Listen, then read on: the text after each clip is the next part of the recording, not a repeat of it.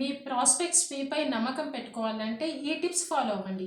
Sales అనేది కేవలం product లేదా సర్వీస్కి సంబంధించింది కాదు, రిలేషన్షిప్ని నిర్మించడం. ఎందుకంటే కస్టమర్ మిమ్మల్ని నమ్మకపోతే మీ ప్రోడక్ట్ ఎంత మంచిదైనా, ఎంత అద్భుతమైన ఆఫర్ మీరు ఇచ్చినా వాళ్ళు కొనరు. మీరు బెస్ట్ సేల్స్ పర్సన్గా ఉండాలి అంటే ముందు ఒక ర్యాప్ని నిర్మించాలి, బలమైన సంబంధాన్ని నిర్మించాలి. మీరు ఎంత బాగా సేల్స్ టెక్నిక్స్ నేర్చుకున్నా, ఎంత మంచి ప్రోడక్ట్ ఉన్నా కస్టమర్ మీపై నమ్మకం పెట్టుకోకపోతే డీల్ క్లోజ్ అవుతుందా? అస్సలు కాదు కదా.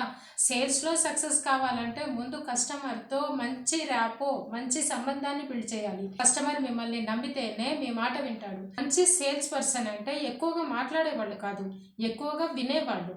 కస్టమర్ ఏమనుకుంటున్నారో అర్థం చేసుకుంటే అతనికి సరైన సొల్యూషన్ని చెప్పగలుగుతాం.